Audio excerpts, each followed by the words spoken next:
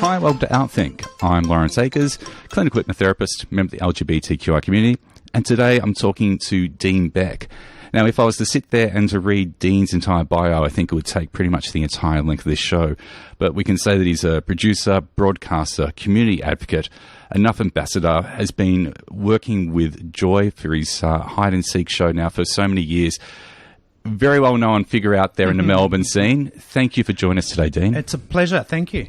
And today we wanted to talk about mental health, sexual health, HIV and drugs, which would normally be seen as four very different topics. But I guess today we're trying to bring a link as to how they're all interconnected.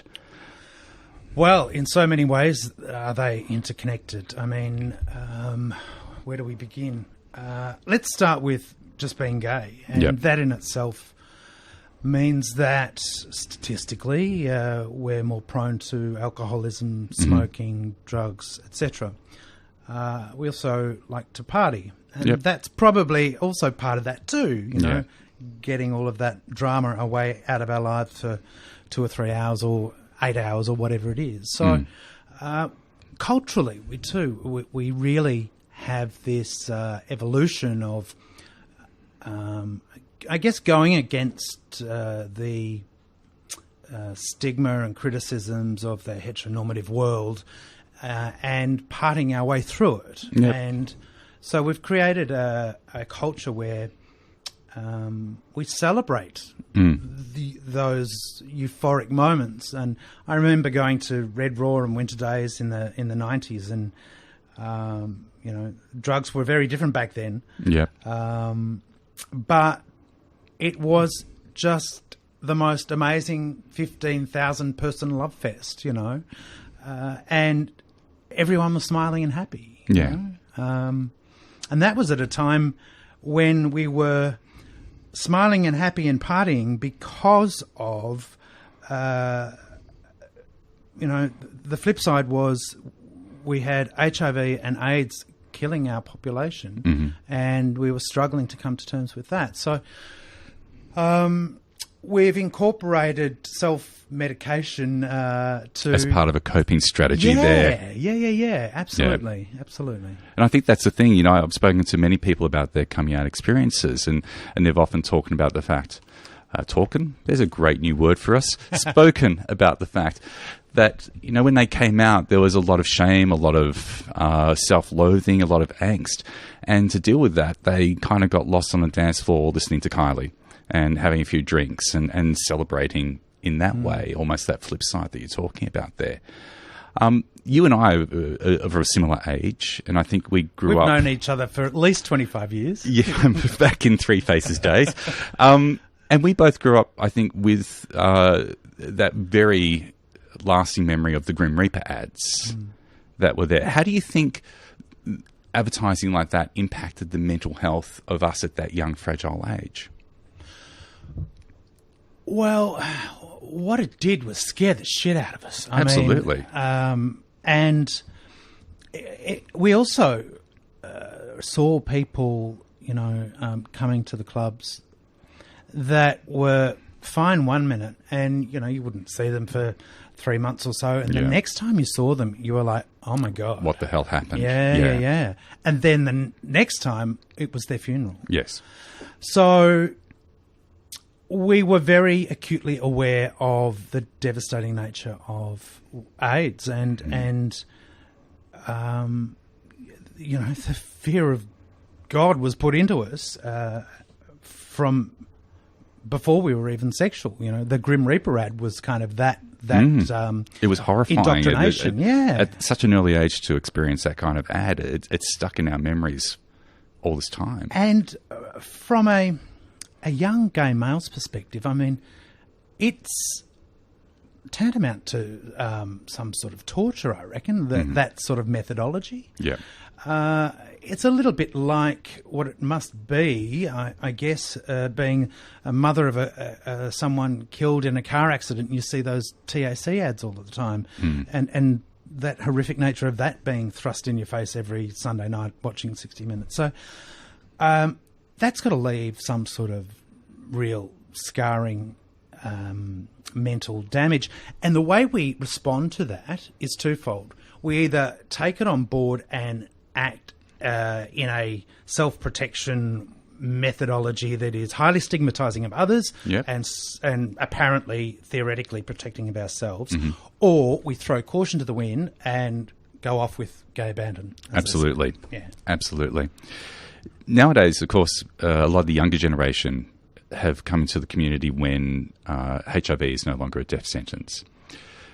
How do you think that kind of reduction of, for want of a better word, penalty or something along those, I don't know what the right word is there, but how do you think that's impacted on how people view HIV now? It's really interesting because, I've been connected to the subject matter for so many years, and to watch the evolution of this is quite fascinating. I think young people today are,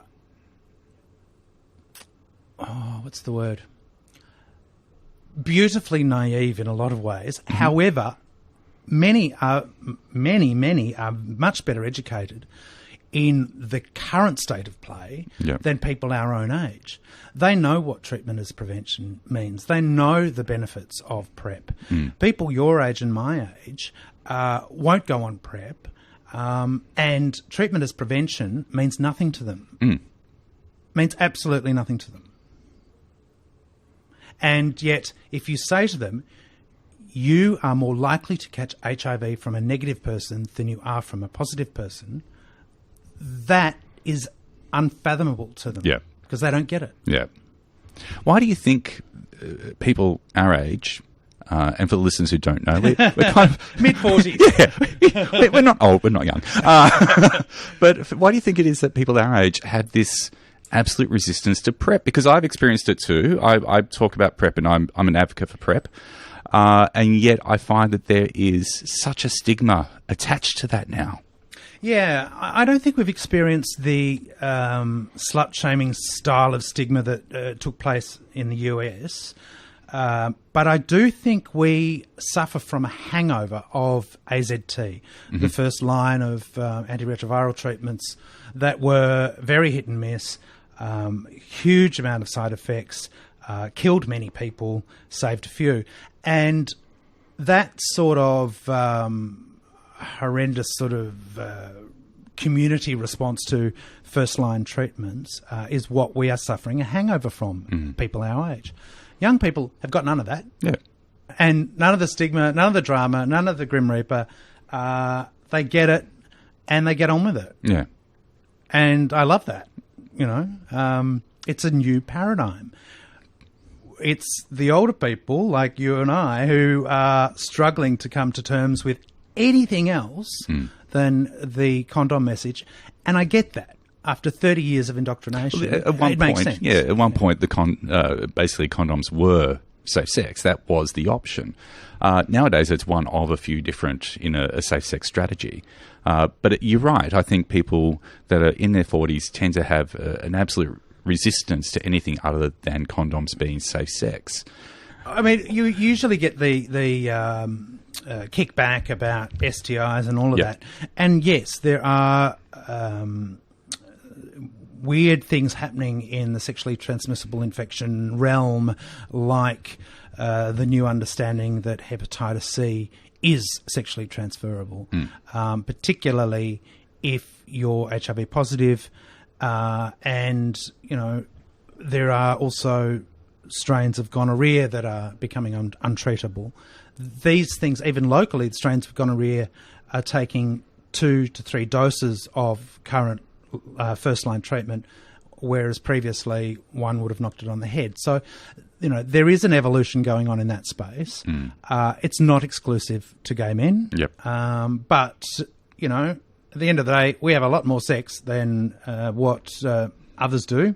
And so, therefore, we are more likely to be in that realm. Yeah. And it is affecting our community. For someone who is freshly diagnosed, do you believe that there are adequate resources out there to support them on all the levels that they need to be supported? There are. It's a case of whether they have had all of the dots connected. I find it really hard to believe that after 30 years of diagnoses that, we don't have a kit that doctors are given alongside the results that takes them through a point-by-point how to tell someone that they're positive and what they then need to do.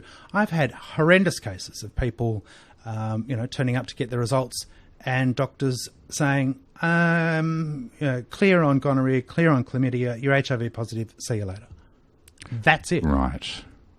I've had doctors unable to give the results and then send the results to Melbourne Sexual Health and tell the patient to go to Melbourne Sexual Health to get the results. That would be kind of telling in itself, wouldn't it? Exactly. I mean, really. Yeah.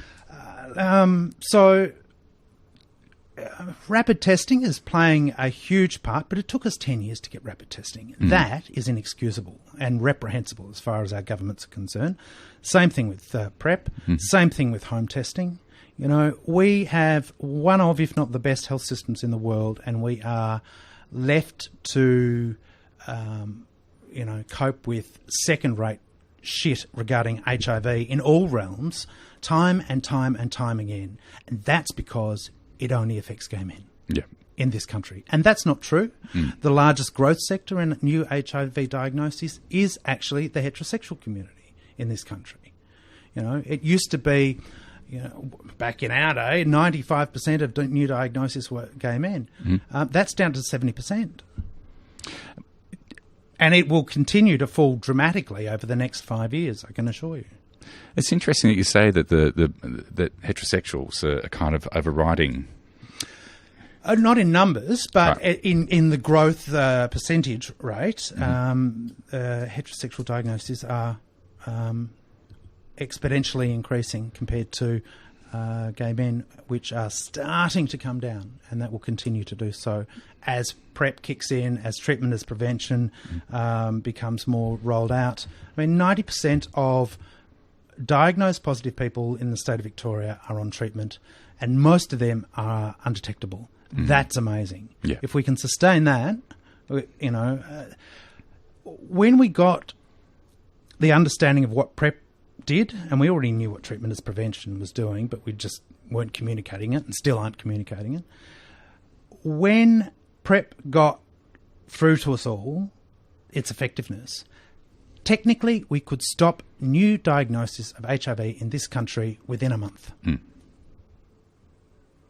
There's been, in the last few days, a report about a third person that has become HIV positive despite being on PrEP. This time they're saying that it's not been a particularly rare strain. It seems to have been an instance where they can't actually justify or explain what has actually happened. What impact do you think this fresh diagnosis will have on people using PrEP moving forward? I hope none. Because if you account for the probably billions of sexual acts involving gay male penetration since PrEP came about, and we've had 3 cases where something's gone awry. Pretty damn good. Tell you what, I'll be going with PrEP if I was able to. But it's interesting that there is that almost fear-mongering that happens within even our own community around this. We need to know that these cases are out there and they need to be monitored, and we need to keep an eye on it. But that should not in any way impact someone's decision to go on it. Absolutely. Absolutely. When you consider some of the reasons why people are not going on PrEP, how many of them do you think are reasonable reasons versus how many of them are perhaps not mental issues so much, but psychological reasons? It's hard to undo 30 years of indoctrination. I get that. It's hard to wrap your head around the science that is new-ish, but when I say new-ish, PrEP started in the world wanting to stop the transference of HIV from mother to child. That's where we did the guinea pig testing, right? In Africa on women that were pregnant.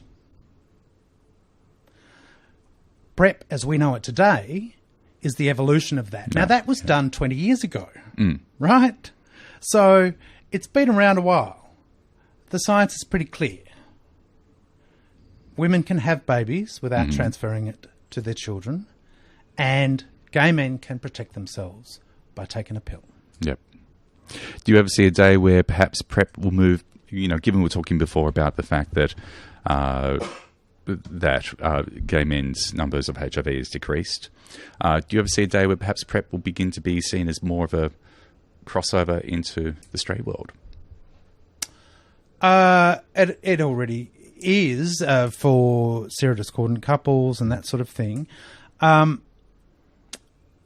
think it's still important to inform, educate and enrol key affected populations in the use of it first and foremost.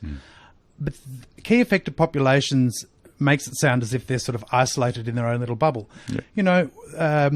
As we know, there are married men with children who like to cop it up the arse. So that bursts that bubble pretty quick. Yeah. We haven't talked anything about mental health and STIs and no, what we're going to talk about. But it's all part of our mental health. I mean, it is. We have been very negligent in connecting the effects of HIV and the impact that has on gay men's mental health.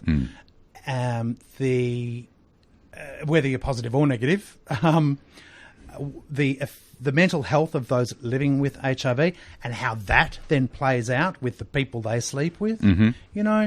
Why it's taken us so long to join those dots is beyond my understanding. And yet we have world best organisations that are well funded to, particularly by a certain shaving campaign in November, that specialise in men's mental health. And yet the work they've been doing in HIV has only just started to begin. You mentioned before about some of the instances you've heard where people have been diagnosed and have been told about that via possibly the most insensitive ways possible. Horrendous. Do you think those people that have been diagnosed consider their mental health after that? Do you think that they sit back going, that's actually really shaken me, I need to seek some help around this? Or do you think they just kind of, for want of a better term, suck it up and keep going? Well, if you are diagnosed at one of our, good clinics here, and we're so lucky here in Melbourne, if you go to one of those clinics, you will be informed of all of the services that are available to you, and you will be basically hand-led into counselling services, etc. If you go to your average corner GP and you get a positive diagnosis, I don't know what you get. What happens there? Right? Yeah. But what I can tell you is the best thing you can do if you're newly diagnosed is access a specialist GP, get counselling, and it's free. In fact, you don't even have to be positive to get that counselling. You just have to be gay. Yeah. And it's free. And that is the best way forward. If you access a specialist GP and you get that free counselling from Victorian AIDS Council, you are halfway there. The missing point, apart from treatment, which is very relevant, and your GP will take care of that, is connecting yourself to community. And by that I mean involving yourself in something like a newly diagnosed course. In Victoria, it's called Genesis. In New South Wales, it's called Phoenix. But it takes newly diagnosed people who, by the way, are all ages, from all backgrounds, and it informs them of the best way to look after themselves going forward. And it's fantastic. It's a couple of days on a weekend, you knock it on the head, and you will be amazed at the opportunities that lay before you. In fact, you'll be amazed at what little impact HIV can have on your life. Yes, it's a chronic disease that you have to manage for the rest of your life. But so's asthma, and I've got that. So's diabetes, and plenty of people have got that. Yep. You know, it's not like cancer where you could be here one day and gone the next. You know, we're pretty lucky. How much of a stigma do you think is still attached to being HIV positive now? Shitloads. Yep. But that will continue to decrease the more we get our heads around treatment as prevention and PrEP and all of that. But I think the stigma, in many cases, the most damaging stigma comes from within. You know, the internalised stigma of working out where you fit in to the picture. And the best way forward is the community aspect of that, you know, getting to know other people who are in the same boat. And at least, you know, and there's a couple of amazing groups like the Institute of Many, Tim, and also Hipsters here in Victoria, where people can reach out to others, you know, same age, same background, you know, probably people you already know, who can hold your hand when you need it, you know, and that's important. So in terms of the services that exist out there for people that are HIV positive, where can people turn to? What can they expect from them? Living Positive Victoria is an amazing resource for positive people, and it is set up to advocate for those who are positive, regardless of where they're at, straight, gay, men and women. We have the Victorian AIDS Council that provides the Centre Clinic as a health service, and the Positive Living Centre, which is challenging in a lot of ways for me, because it serves a tremendous purpose for our most vulnerable and for many who have been living with HIV for many, many years. And it does that tremendously. However, it upsets me that we take newly diagnosed young people, particularly from the Alfred to the Positive Living Centre, and they walk through those doors and they're faced with images that you and I were faced with back in the 90s.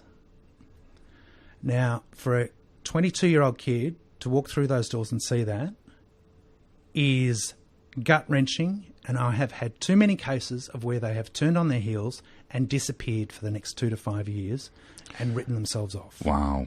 And that is inexcusable, and it's a poor reflection on the services not being up to date with where they need to be. Is it just thinking, even just the fact that they're walking in and seeing that kind of image, and we're talking about mental health here. You got it. The impact that image has, in that one instant, would be so disempowering, so disheartening.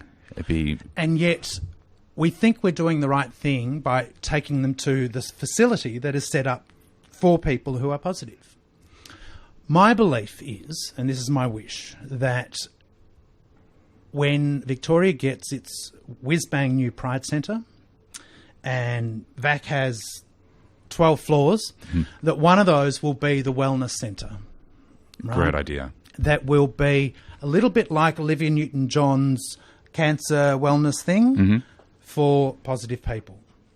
And it'll have a gym, and it'll have a spa, and it'll probably, you know, be a beat and all of that, and that's fine. And it'll incorporate yoga classes and all of the other things and much, much more in an environment that we want to go to, not that we're scared to go to. That's my wish. I think it's a great wish, great idea, because I can imagine we are talking again about those visions, those images that... I want float tanks. Yep. Because, you know, for my mental health, I love float tanks. Yep. But, you know, yoga classes and all that. I think even the fact you're calling it mental wellness as well, as opposed to mental health, because I think mental health has this connotation of being unwell, whereas mental wellness is really about maintaining that. And I think there's an opportunity for us as a community and for VAC as an organisation to really renew itself into, I guess, world's best. Yeah. Why not? Why not aim for that? For me, I have good days and bad. We all do. I'm fortunate to be passionate about the work that I do. Community is a great distraction. It can drive you up the wall occasionally, and it doesn't pay very well. In fact, it doesn't at all. And so that's difficult and provides its own layer of stress and concern and worry for me personally. But what drives me is the fact that the work I do, I think, is valuable and is valued and has value and is the work that I don't see many others doing. And so I continue to do it for that reason. Do you think that there are less people doing it because they find it equally hard and challenging to be able to push in the community that way? There are more people doing it now than when I started, which is great. I love that.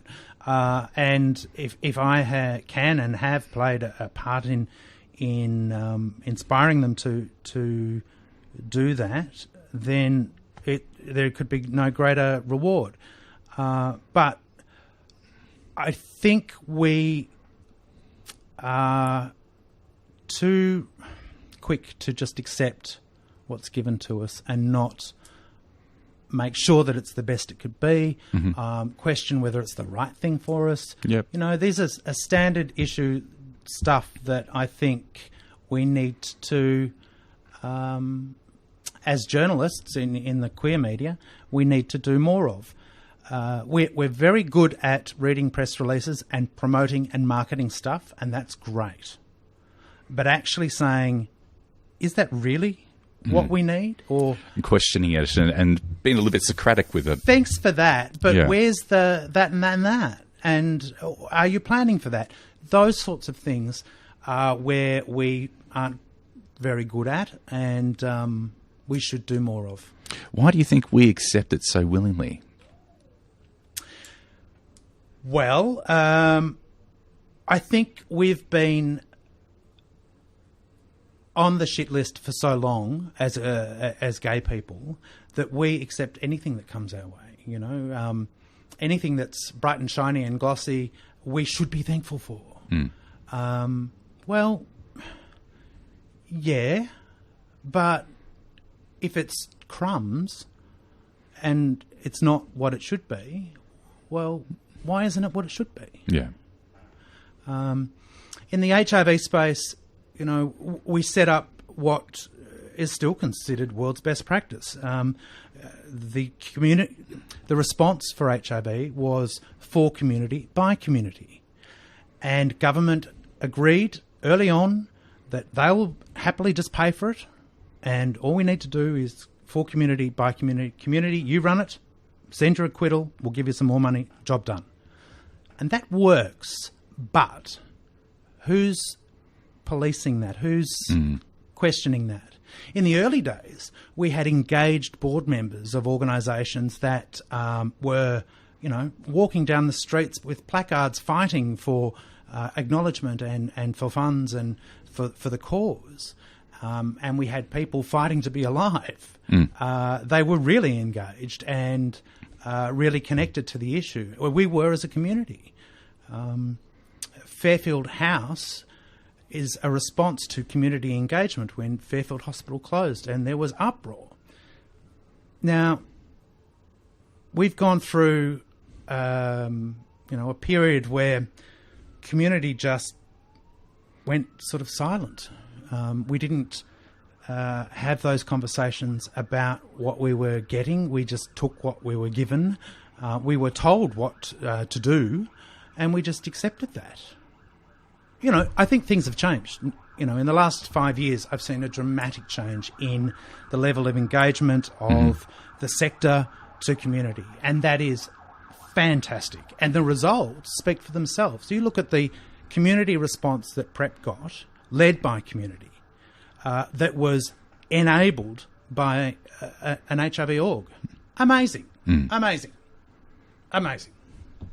How much do you think has the community changed over the recent years? Because I think for a lot of people, they tend to view the community as being almost that nightclub scene, which is kind of limiting in itself. And the fact is that that's diminishing and almost disappearing. You know, when people criticise the scene, I say the scene is 4 walls, a bar and a drag queen. Yep. Whatever else you make of it, you're inventing for yourself. You know, that's the scene. Yes. So you can criticise it or do whatever you like, but it's 4 walls, a bar and a drag queen. That's the scene. Go nuts. Tell me how horrible it is. It is interesting, though, because I think a lot of people it's a lot of people our age, as I pull out my Zimmer frame. But I think for a lot of people our age, when we first came out, the scene was an important part of building our identity and discovering who we were and we were there 4 nights a week, Lawrence. I remember. I know, and discovering you know our community. I go to use that word. You know, and it was, I think, vital as part of us finding out who we were. Nowadays, it doesn't seem to be as relevant or connected. You know, I think a lot of younger gay guys coming out nowadays are more integrated into mainstream society. They don't go out to pick up because they have apps for it nowadays. They also have less hang-ups in a lot of ways too. I mean, I don't see the internalised homophobia in our young people that may not even identify as homosexual. You know, because sex and gender is kind of irrelevant to many.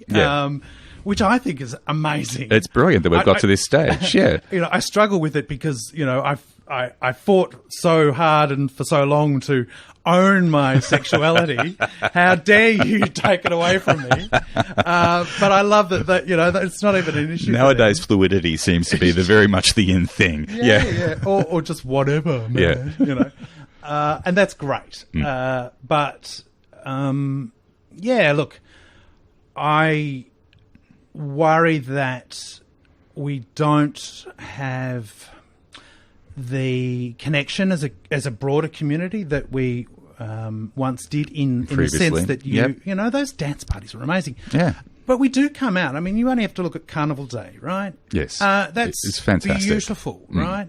But we probably need more than one a year of something like that. I think in the way that the opportunities for our community to connect and celebrate are diminishing. And I think that's a shame because I think that those moments help us to really embrace some of the positive things about being gay or lesbian or trans or bi or, you know, whatever identity you choose to acknowledge as yourself. And that feeds nicely into the mental health and well-being of community. Correct. I mean, if you get that right, hell. Yeah.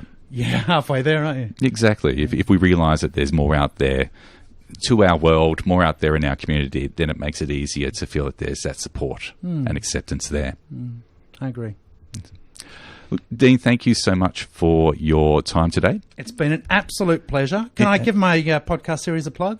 Absolutely. You have tens of thousands more listeners than I do. But sure. Well, you can, of course, check out Hide and Seek at Joy, or you can check out Word for Word, my other show at Joy. But the podcast series is InsideHIV.net, and it's the podcast for positive people. And we can place links for that on the Release Hypnosis website, as well as in the details underneath this podcast if you're watching on YouTube.